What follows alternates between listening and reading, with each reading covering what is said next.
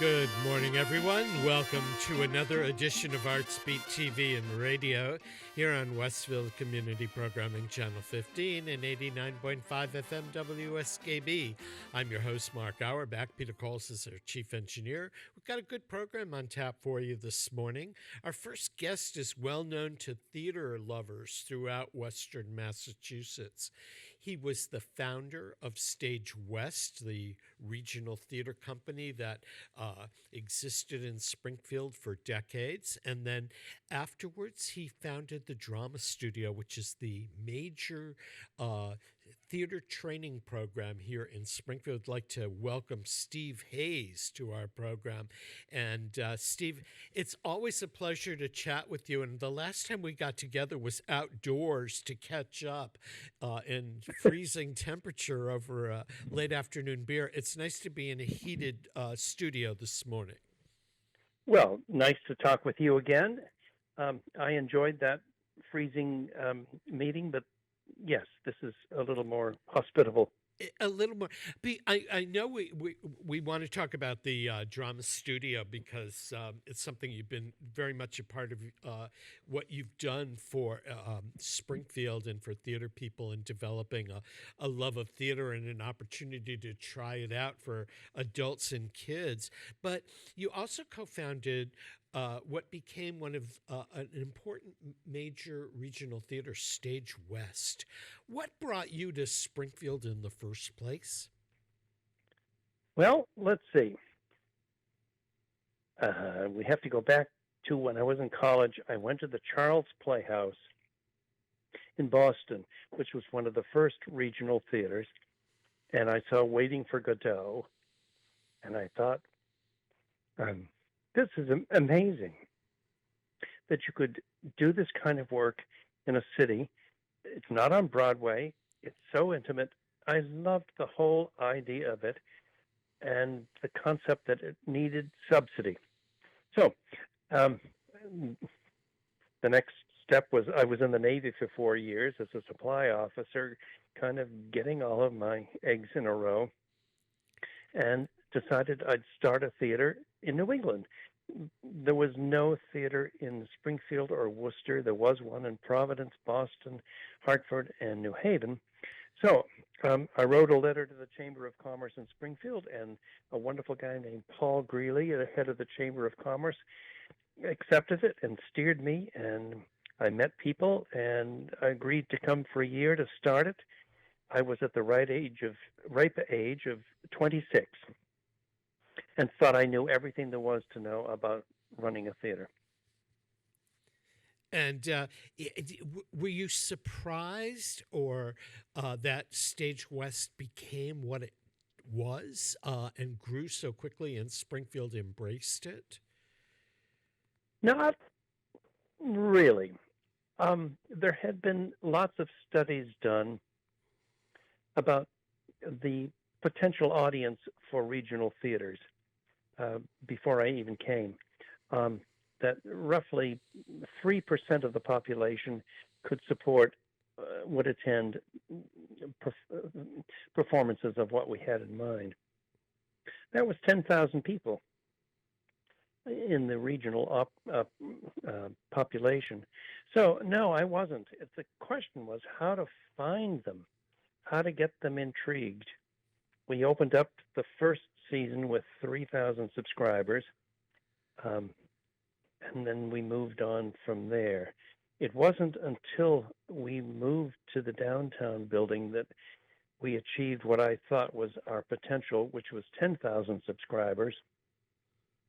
And so I guess I never had any trepidation that it wouldn't work. It was just very difficult to get annual support coming from area businesses and individuals. And ultimately, even after you left Stage West, getting support was one of the difficult things for the theater, and it unfortunately was a victim early in the 21st century. It was a victim of not being able to fund itself because as the region changed, a lot of the businesses that were a part of Springfield were bought up or merged with bigger businesses that were out of town. But you turned your interest to the drama studio, which has survived and thrived over the years. A lot of people may not be aware of what it is that you're doing. So give us a little history about that. It started because while at Stage West, I would get inquiries from kids and from parents. How can my child train in theater? We used to have actors in the company offer classes, but there was no continuity to it. These actors were not going to be there over a period of 10 years. So the model came to me of what we might do from when I was asked to be a board member of the community music school, which was just starting. And this was a model that I really loved. It was a training program. It required subsidy to make classes available for kids who couldn't afford the lessons. It gave them a continuity and a place to not only study but to perform. And I said, why can't we have this like in theater? I could not find any models in the country for this. Can you believe that? Yeah, I'm surprised, but the only model that I found was in San Francisco at the Young People's, the Young Actors Studio, which was part of the, oh dear God, I've forgotten the name of it. Yeah, but the Actors Theater of San Francisco. Right, American Conservatory Theater, I think. There we go. Yeah. Yep. So, and today, as it's grown, how many students a year do you have approximately, and what age levels participate? Well, until the COVID, we were averaging about 205, 210 students that would come to us every afternoons or on weekends. And that pretty much was our total. Right now, we have about 110 because of COVID. It's just, I must confess, it's hard to deliver what we want to do when you're doing it all online. So I would assume that makes it very difficult because there's that give and take of theater where audience, a director, and actor that just can't be replicated electronically.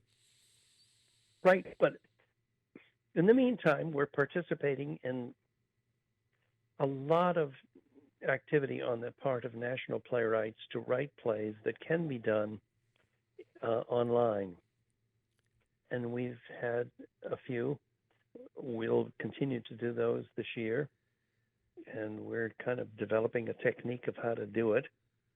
So it's an exciting time, but we can hardly wait to open up the building again. I bet. Over the years that the drama studio has been around, I know it's not just been for kids, but there have been adults that have had the chance to participate.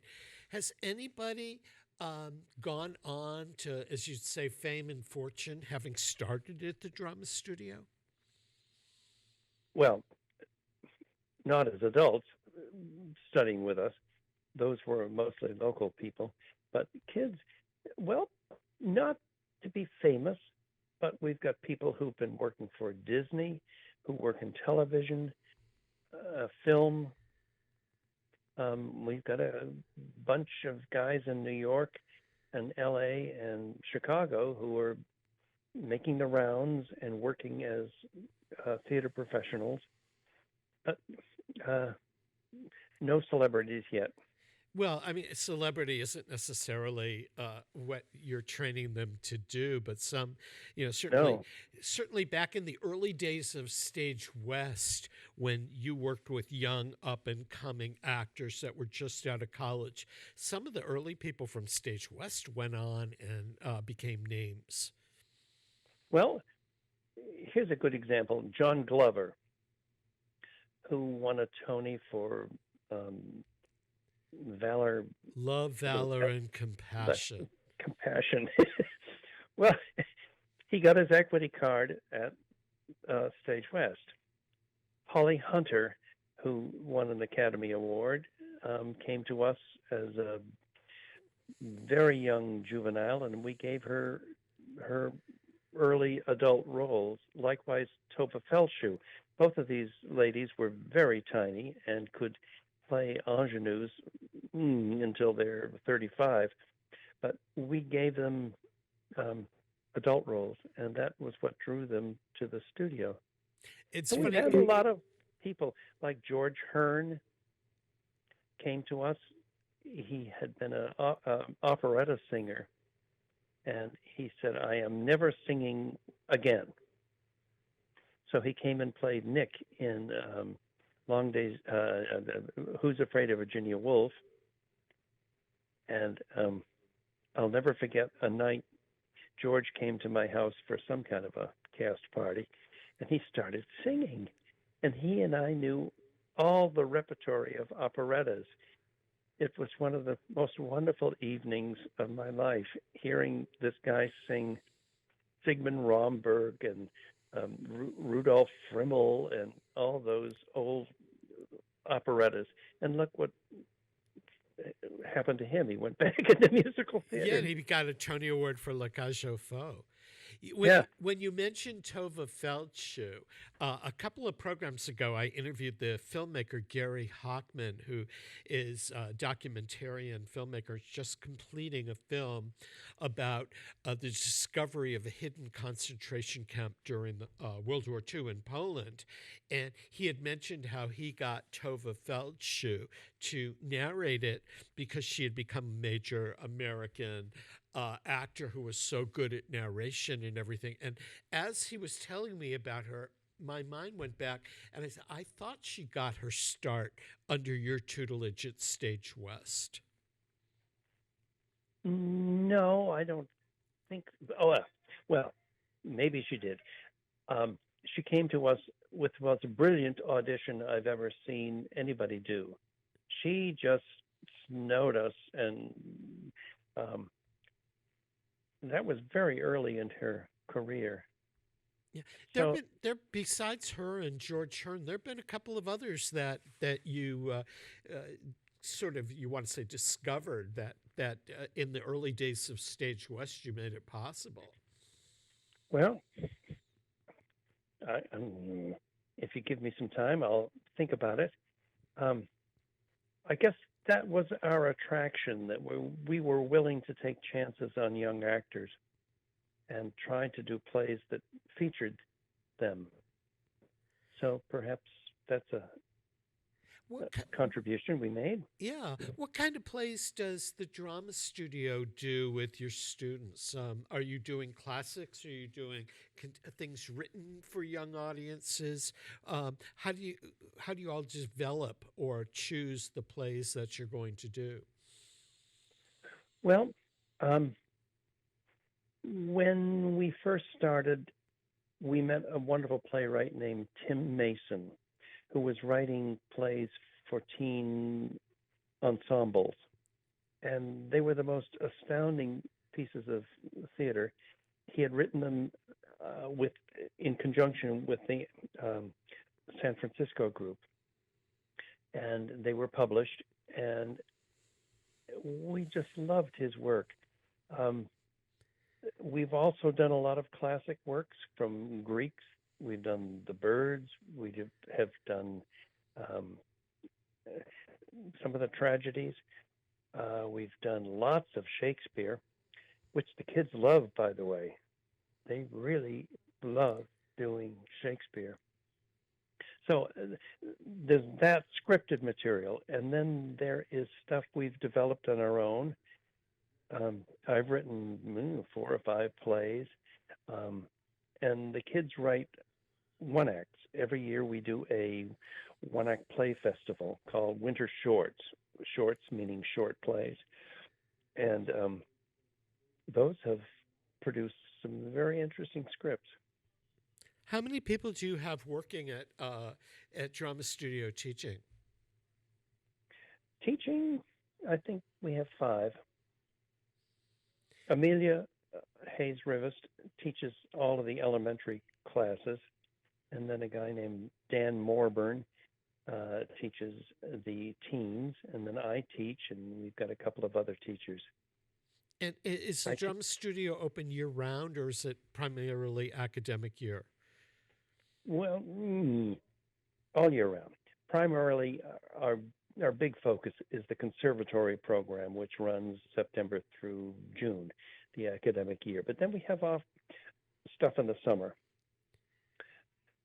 One of my favorites has been a melodrama course I've offered for at least 20 years on how to perform and be in a melodrama.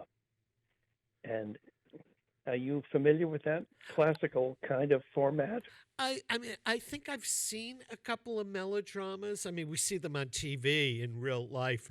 It's called the nightly news, but I'm not sure. I'm not sure I know the theater form of melodrama that I see a lot of it. I mean, I've seen some of the classical ones, but it's not something that's regularly on my radar. Well, it's not on anybody's radar. These were works that entertained people probably from the Civil, at least in America, from the Civil War right till about 1900. They were blood and thunder kinds of things with the usual stock characters of the villain, the hero, the young ingenue. Or the heroine, which when I announced that to my students that you were going to play the heroine, they all giggle and guffaw because they don't get the word. Anyway, these are wonderfully theatrical pieces that allow kids to, first of all, play adults, which we don't usually encourage in our regular performances. So they play adults, and they're allowed to stretch and to be extravagant.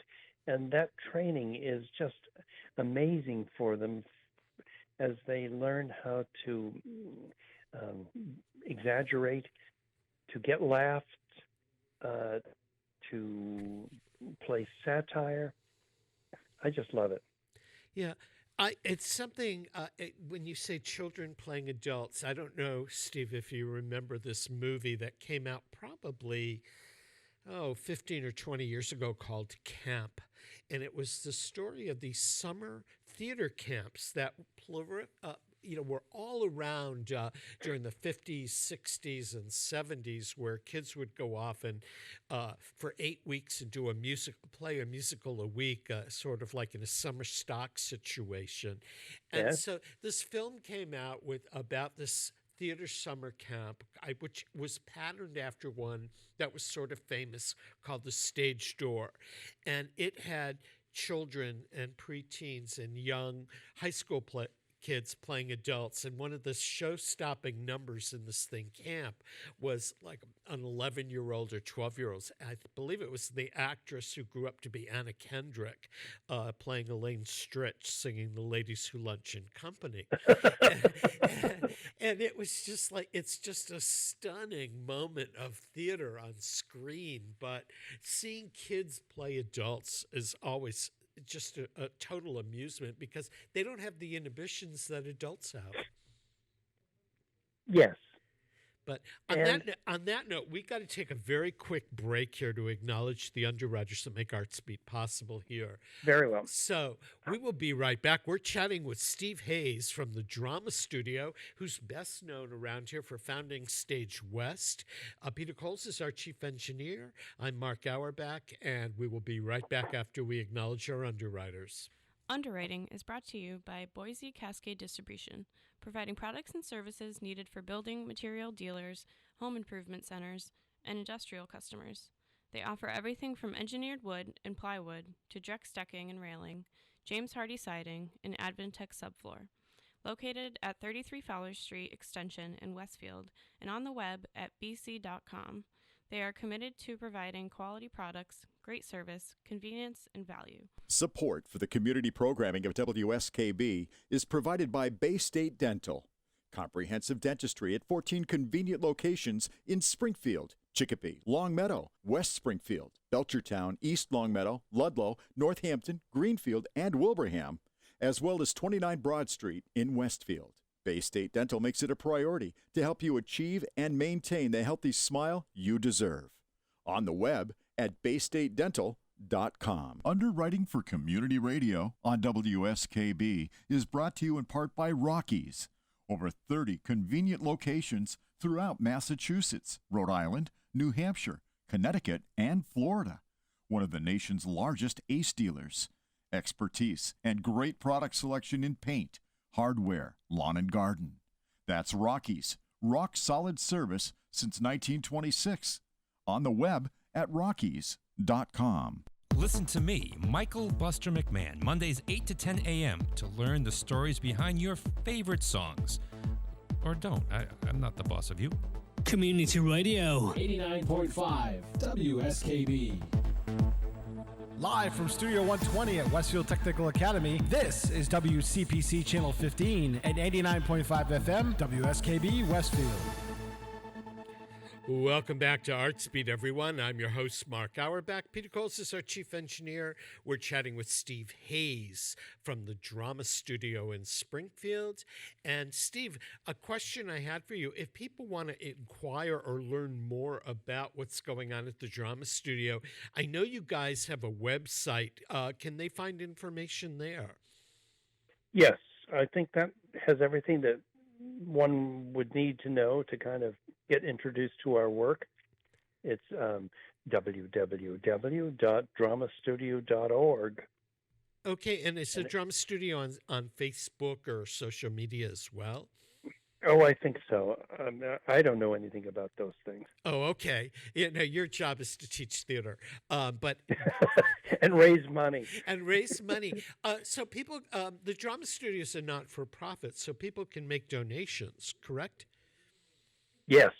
Would they be interested to know, your audience, that 40% of our income comes from donations? The rest comes from tuitions and box office. Okay, and you said, if I understand correctly, that there is tuition, but like the Community Music School of Springfield, there's also scholarship available to kids who can't afford to pay. Yep. We can help any. We've never refused a kid who wanted to come to the studio. Okay, so in other words, those donations are very important to subsidize that. They are very important, and there's been some wonderful success stories. When you asked about our graduates going into the theater or arts or whatever, I don't necessarily measure their success in terms of moving into the arts. I do want to see them succeed in whatever profession they choose. And so many of them have told me that the training they got in learning how to communicate with people, to reveal who they are, helps them in many different professions. I've got one guy who is now a neurosurgeon, an eye surgeon, actually, who loves improv. He was one of our best improv guys, and he's practicing now in Boston. I've got other guys in insurance, in sales, and this is what satisfies me, is that the theater can help kids really find who they are and then take advantage of it. We had somebody on the program a couple of years ago from one of the theater companies that was involved in working with their youth theater. And he said, one of the great things about theater is it gives you a sense of self-confidence if you can stand on a stage in front of other people. But it also teaches kids, regardless of their skill sets and their ability, how to function within a group. And that's a lesson that only theater training can really give somebody. So I've got to say that I am very fortunate to have trained in theater, and it's worked wonders on my communication skill, my group dynamics, and stuff like that. And I can't highly enough recommend theater training for kids, not only because they may grow up to enjoy the art form and love going to the theater and supporting it, but it makes it much easier for them to navigate as individuals and to understand who they are. I agree. Well, we're about out of time, Steve Hayes, but first of all, thank you for joining me. Second of all, for those of you listening, go to the Drama Studio's website and learn about the programs that are available for students there. And if you have a child or grandchild that might like to learn the fundamentals of theater, the Drama Studio in Springfield is the place to go. And also, they can depend upon your support to help students who can't afford to pay for the tuition. So, Steve, thanks for joining us. I hope you'll come back and join Artsbeat again in the future. I would love to, particularly when we're back online. Not online, but in real time. That sounds good. And maybe when the weather's warmer and I can take the show on the road again, which I used to be able to do, we can come visit you guys at the Drama Studio and do a program from there. Well, don't come this spring because it's going to be very messy. We're doing all sorts of building renovations to bring us up to code. All right. Well, we'll wait till you tell us it's okay to come. Okay. Thank you, for joining Mark. us, Steve. We're going to take another break here to acknowledge underwriters. When we come back, we're going to be talking with the actress Peggy Pharr Wilson from the Barrington Stage Company. She is a member of the company for many years, an associate artist, and she's always featured in their 10x10 New Play Festival. So don't go away. We'll be right back. Support for the community programming of WSKB is provided by the Barnes & Noble College Bookstore in the Ely Campus Center, offering Westfield State t-shirts, sweatshirts, and gift merchandise, all of your academic needs, and offering textbook materials in new, used, ebook, and rental formats. Available at the bookstore on campus or online at westfieldstate.bncollege.com. Support for the community programming of WSKB is provided by the Dunkin' Donut Shops of Westfield and the Sardinia family. It's nice to know that even as the world changes, Dunkin' Coffee remains the same at 7 convenient locations throughout Westfield. Support for community radio on WSKB is provided by Betts Plumbing and Heating Supply Company, an independent, family-owned wholesaler serving Westfield for over 50 years. Specializing in plumbing, heating, and industrial piping supplies. On the web at bettsplumbing.com or at 14 Coleman Avenue in Westfield. Join us the third Wednesday of every month with Selectman Joe Didi and his take on everything Southwick. Community Radio. 89.5 WSKB. Live from Studio 120 at Westfield Technical Academy, this is WCPC Channel 15 and 89.5 FM, WSKB Westfield. Welcome back to Artsbeat, everyone. I'm your host, Mark Auerbach. Peter Coles is our chief engineer.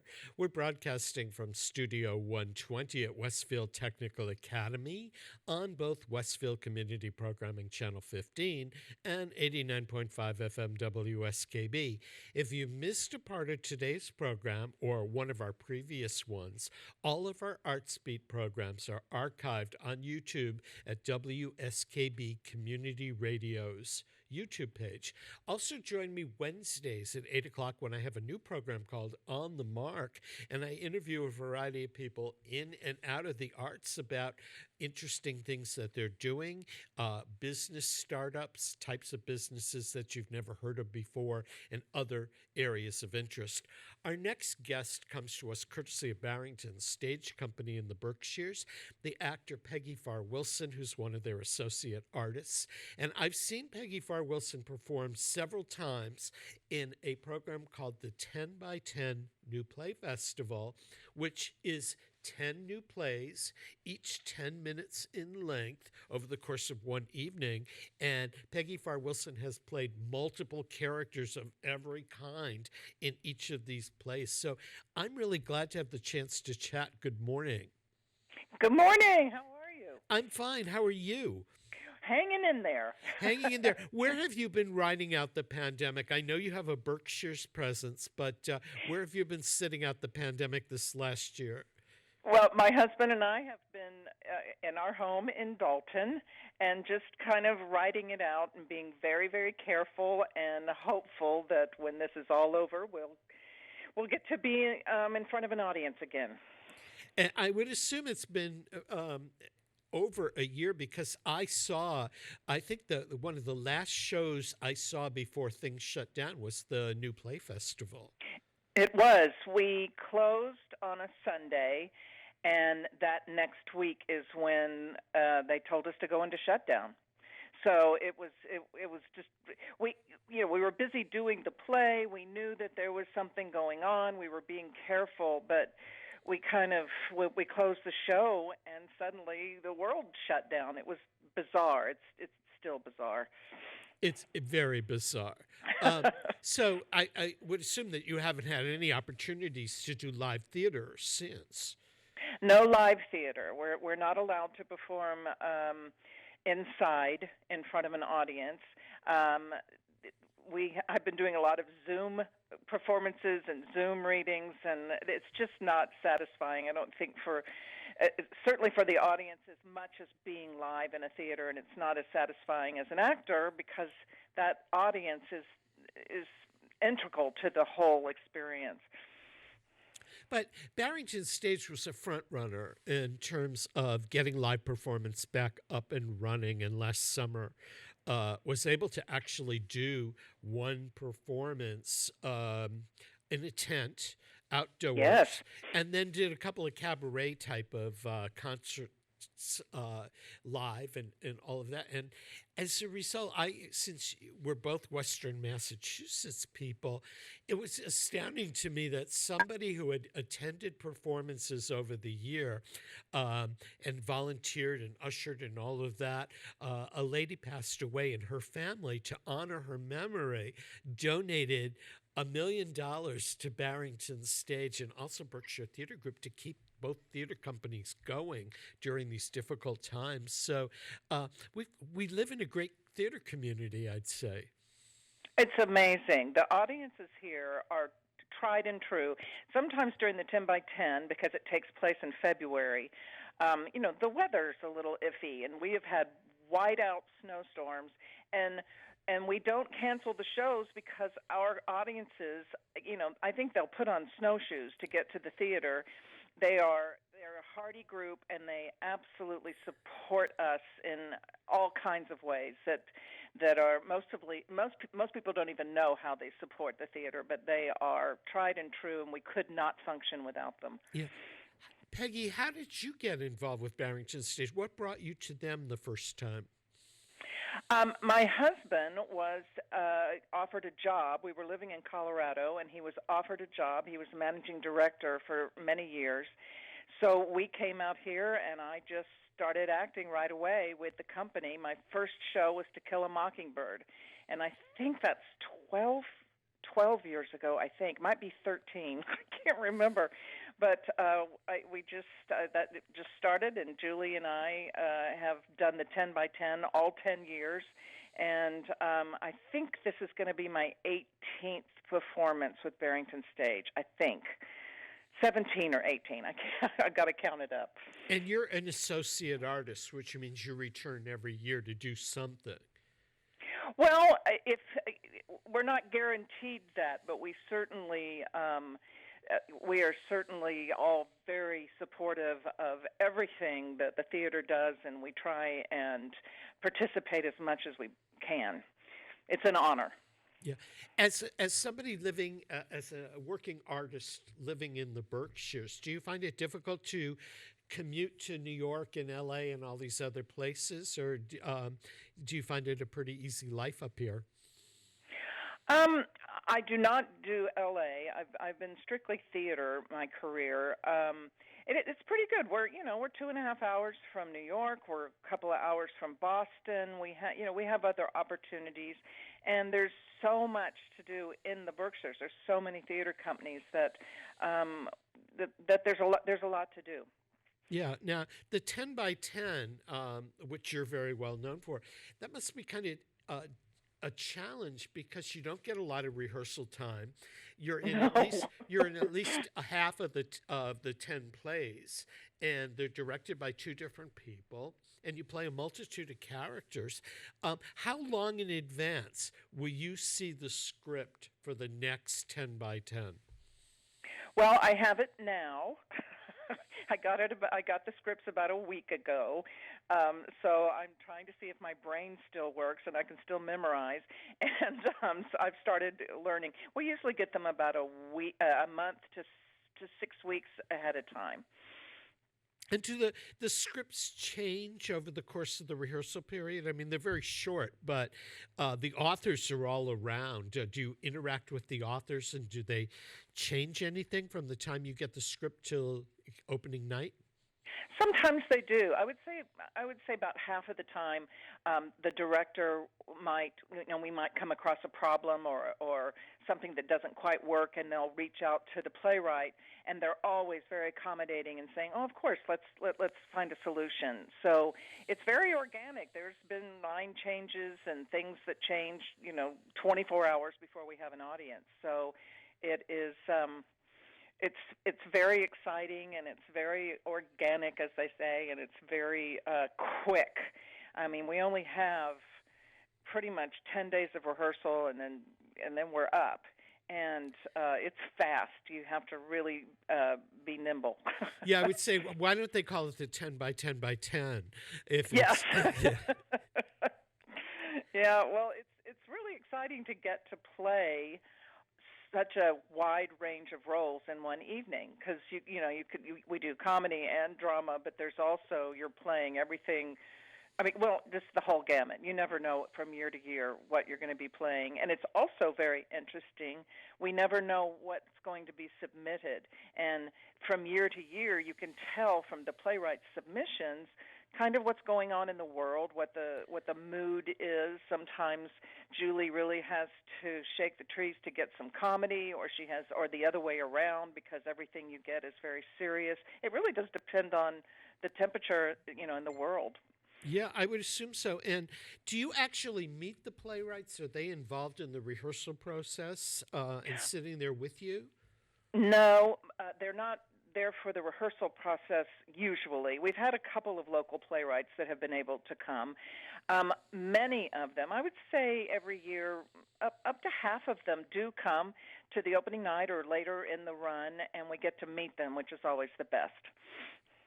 Now, because you're involved with Barrington Stage as an associate artist, does Julie Boyd share with you some of the scripts under consideration for 10 by 10, or do you see them the same time the other actors do? I think I see them about the same time the other actors do. We talk about it, and she's. It's really like putting a puzzle together, because there's 6 actors. There's 3 women, 3 men. There's younger age, like in the 20s, and then people that are in their 30s and 40s, and then people that are 50s and over. And so there's 3 kind of categories, and they have to, with all the hundreds of submissions, figure out how to use 6 actors in these 10 plays and find plays that accommodate, those 6 actors. So it's not just picking the best play, it is picking the best plays, but it's not. There's really a puzzle that's put together, and I don't even know how they do it. It takes months and months for them to figure it out. Are there any now?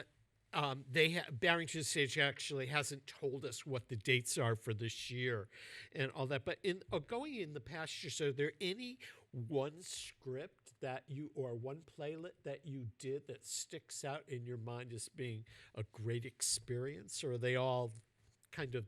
I have several favorites. The first 5 or 6 years, I did a lot of solo pieces.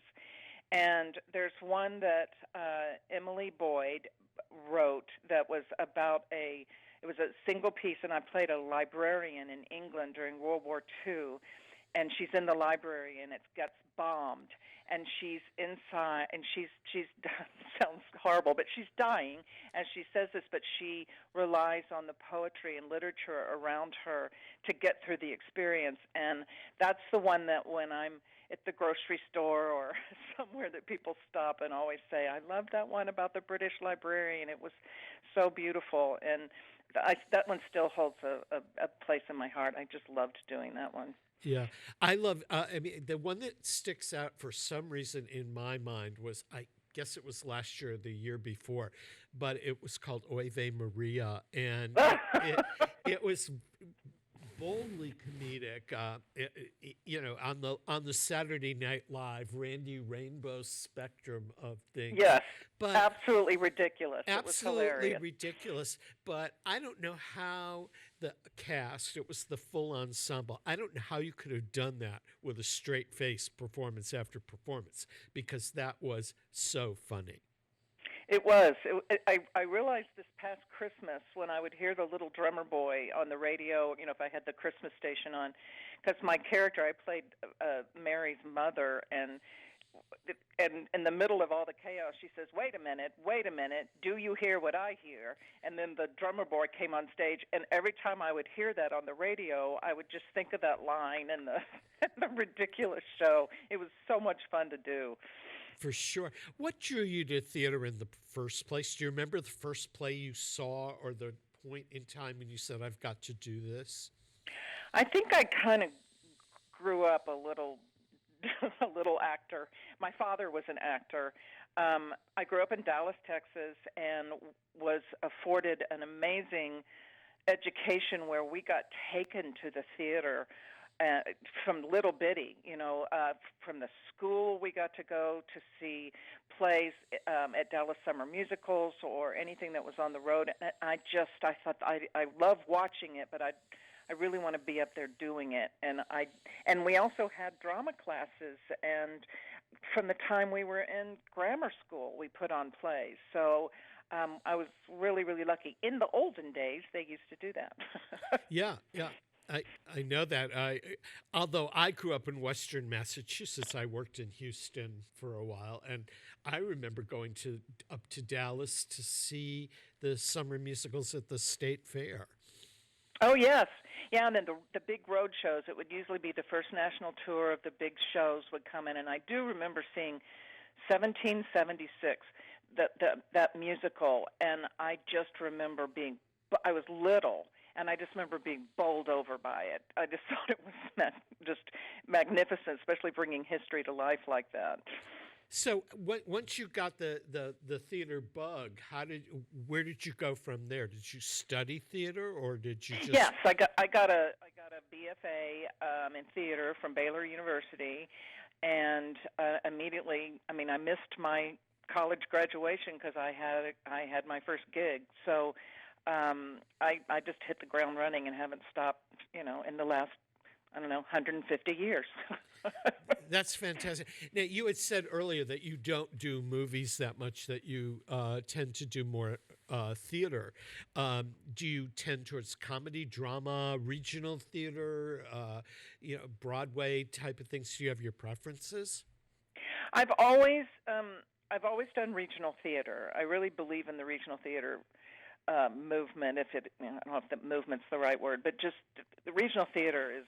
You're going to see Broadway is fantastic, but I always tell people in their towns, wherever they live, to go to your local theaters because you're always going to see something exciting and new, and so that I've really loved doing that, and we've done it all. I've done it all over the country. My husband and I have moved 7 times because just the business, you just have to live a kind of peripatetic life. And I've just loved it. I love being in a company. I love working with new people, but there's also a wonderful thing of working with people you've worked with a lot because you have a shorthand and you can get things done really quickly, and there's a trust, and you're allowed to make mistakes because they know that you're going to fix them. So it's I've done a lot of comedy, I've done a lot of drama, I've done a lot of musicals. I've kind of done it all. And as any actor will tell you, when you're in a comedy, you wish you were in a drama, and when you're in a drama, you think, I really want to be in a musical right now, because we love doing it all. How many productions can you take on in the course of a year? Well, I've done as many as, I don't know, 6 or 7. It depends on how long the run is. I've done a play that lasted for better part of a year. So it just depends on the schedule, and if regional theaters usually have a limited run, so you're only doing perhaps a month or 6 weeks of performance. Sometimes it's only 2 or 3 weeks. So then you can be in a lot more plays, or if you get lucky, you get in a long running play, and you get to do it for many, many months. And when you're not doing theater and you're not on the road, I would assume you're on the road a lot, even though there are opportunities here. Do you get a chance when you're not on the road to see theater besides Barrington Stage in our area? Oh, absolutely. We go see everything we can. We are very, very support. I mean, I want to support every theater in our area, and there's so much to see. I know people come to the Berkshires, with the exception of last summer, but every summer to see, there's 5, 6, 7 theaters up here. You can come up for a holiday up in the Berkshires and see something twice a day if you put your mind to it, because there's so much going on. And I love to go see it. I love to go see what everybody else is doing and see my friends perform. It's wonderful. Yeah, it's my impression, and we're located where the Berkshires are a half an hour to 45 minutes in one direction, and Hartford is 25 minutes in the other. So I feel fortunate to be part of both theater communities, but I could go to the theater probably 4 nights a week because there's enough programming there to happen. My understanding is that for a theater artist in the Berkshires, it's a great place to live and work because there are so many other theater artists besides yourself that have decided to live in the Berkshires. There's a lot of people that live in New York City and have second little homes up here because there is so much work up here that after they've come up here a couple of times to work, they think, well, this is so beautiful up here, and there's so much to do. Let's get a place here. So there's a lot of I have so many friends up here that kind of migrated up from New York City because it is so close, and you can go back and forth, and then you get to live in the beautiful Berkshires and have all this wonderful theater and culture just right on our doorstep. It's fantastic. And do you feel that it's possible to live and work here year-round, or do you still feel that you need to go to New York to continue your career? It's pretty tough to make a living as an actor only in the Berkshires, because most of it is, I hate to use the word seasonal because it does go on for more than that, but it would be very, very hard because, we don't get paid a lot. Actors, I know everybody thinks movie stars, they're all millionaires. Well, theater actors don't get paid a lot. So it's hard to make a living just doing theater here. So that's why people go back and forth to the city and to other regional theaters all over the country and do commercials and do, whatever we can do to, keep working. Yeah, but I think in the last 15 to 20 years, more and more theater, film, creative economy people have moved up to Western Massachusetts because they want that quality of life. And New York and Boston are so close. Absolutely. I mean, we're kind of in a perfect situation. We're in the middle of a lot, and there's theaters in New Hampshire and Vermont, and we're kind of right in the middle of stuff. So it gives you a lot of opportunity. So at this point, do you know when the 10 by 10 is going to perform this year, and is it live or virtual? This year, we do not know yet because between our Actors Equity Union, who have very strict rules to protect us, so we thank them, and just the state of Massachusetts rules. We're having to wait and get the numbers down a little bit before we can do this. We are very committed to doing it on stage is what we're hoping. Now, we will not be able to have an audience because of the rules right now. But what we're planning on doing, we're going to rehearse for a couple of weeks. We're going to stage it in the big theater, and then it's going to be filmed on with 4 cameras, and then it will be broadcast. And that's what we're crossing our fingers it's going to happen. As Julie says, the motto right now is be nimble and pivot, because the rules change from day to day, but we are everybody's hard at work learning their lines, and we're all looking forward to being in the rehearsal room together with masks, social distancing, tests, very, very, very careful to make sure everybody is safe. Yeah, I remember back in the summer, it was the actor Mark H. Dold was doing Harry Clark, and Yes. Barrington Stage filmed something, I guess him showing up for his first rehearsal, and mask and the COVID testing and everything else, and Barrington Stage went above and beyond to make sure that the actors were safe. Everybody is on top of all of the rules and making sure that everyone stays safe. And with Mark's show, 2 cabarets, I think there's actually been 3 because they did a Christmas one, no one has gotten sick. So when we get to rehearsal, we have to have had a COVID test. We get our temperature taken. We have the oxygen meters. We have to wear masks. We have to distance from each other. We have, it's very, very specific, and because they would never put us in danger, or none of us would agree to do it, and so I feel very safe. Now, when you actually get to perform, do the masks come off, or will they adapt Yes. the plays for the masks? The masks will come off when you're on stage.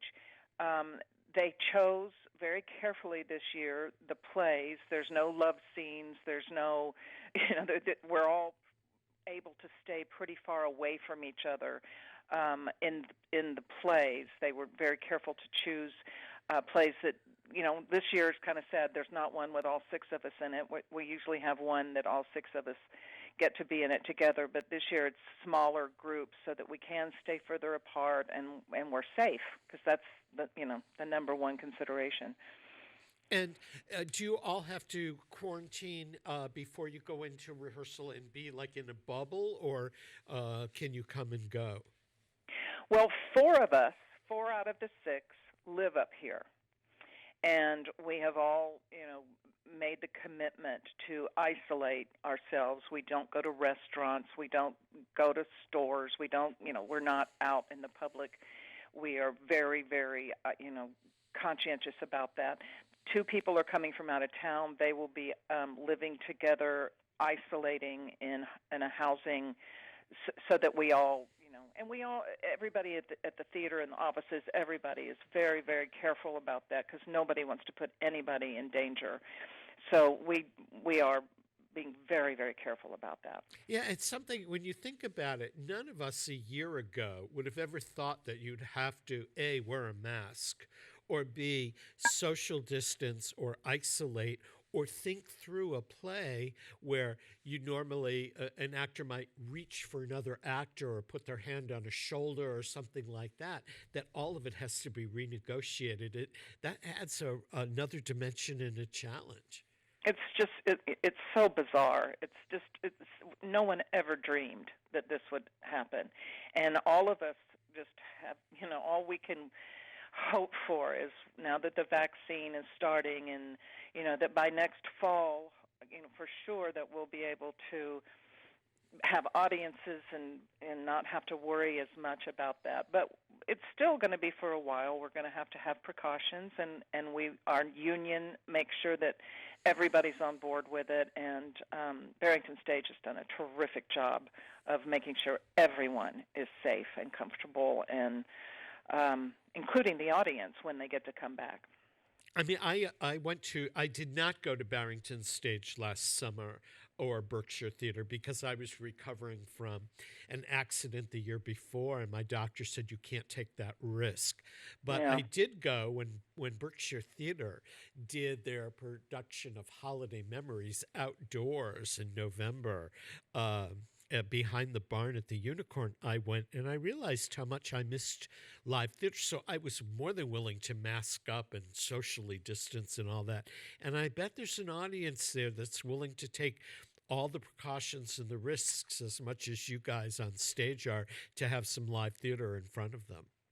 Well, absolutely. And the rules will be that probably for a long while that you will have to still wear a mask. You probably will have your temperature taken before you walk into the theater. Everybody wants live theater again. I think we all are just pining for it, but we also know it has to be done safely. Until the day that things get back to relatively normal and we can all just do what we used to do and not worry about it. But for the foreseeable future, we're just taking every precaution and getting back into the theater because we all miss it so much. Well, Peggy, thanks for joining us this morning. We're out of time. I appreciate your being here. You can learn more about Peggy Pharr Wilson and Barrington Stage at Barrington Stage's website, barringtonstageco.org. And Barrington Stage is one of several theaters here in the area, Berkshire Theater Group, Theater Works in Hartford, that have been able to continue to perform throughout the pandemic on a variety of levels. And all of these theaters need your support, whether you buy tickets to stream one of their productions or you make a donation. And if you're a subscriber to one of these theaters and you didn't get to see a show because it was postponed or canceled, consider donating your tickets back to these organizations because they're very important.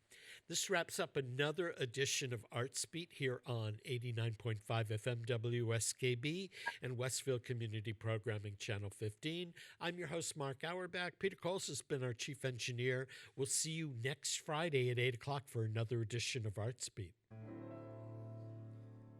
Well, I just put the kids to sleep and swept the shack. Took my sweet man's satchel down and watched him pack. I said, darling, while the stove still smolders, unpin your woman's hair and rub her shoulders. I threw myself across the doorway, begging, stay, sweet man, stay. But there's more in my man's life than this old hag. It's Jelly Roll Morton and the shiny cornet and Jazz in the red. The lady ain't been born, can take the place of a horn with a cornet man, or going where there's blowing, traveling cornet man. Just anytime they call him, he'll leave his wife and kiddies sitting with their tongues out to play for peanuts in a dive and blow his lungs out. He'll hop a choo-choo on a moment's notice to play some dates with Billy Bates or ragtime or old